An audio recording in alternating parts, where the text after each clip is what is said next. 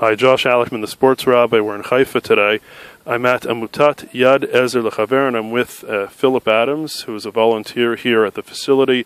It houses over 150 Holocaust survivors, and we're here today for a special visit by Mitch Goldhar, the owner of Maccabi Tel Aviv, and we know that he has a very fond spot in his heart for this place, as his mother is also a Holocaust survivor.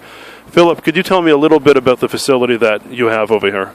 Okay, as you know, the founder, Shimon, you just met him, and they started out with, I think his mother started the organization way back, feeding children, and then he took over with his brother, and they started feeding the children who were in need, and then he decided to do something for the Holocaust people, which is fantastic.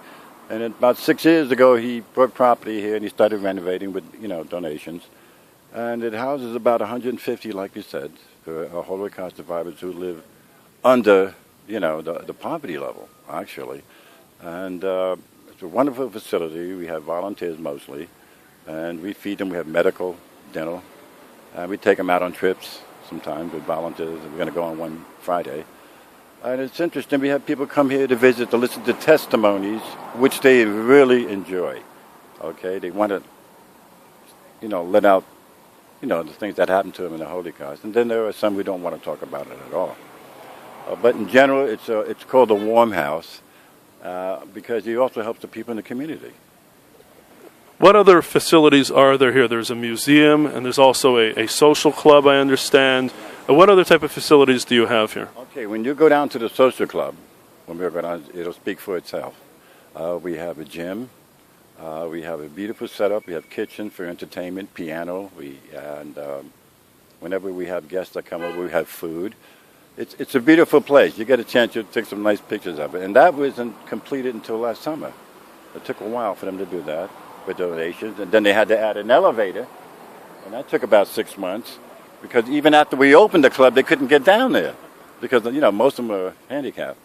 And they really enjoy it. We have computers down there for them, and they just love to socialize down there. And we're just getting started with it. Now, I also understand that there's some of the oldest living Holocaust survivors that are in this facility as well, correct?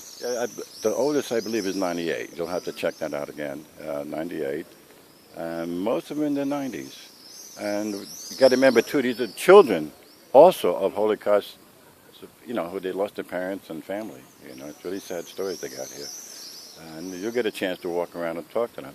And why have you decided to volunteer and work with this organization? Well, I'm retired, okay? And I just wanted to help people. It's always been in my heart since I was a little kid to help people. And I got the spot. Through my wife, who works for Kobo newspaper, she said, you know what, I know Shimon. Maybe you can volunteer. And he took me in, and one heck of a guy. This guy's got a heart bigger than this planet. He'll do anything for anybody.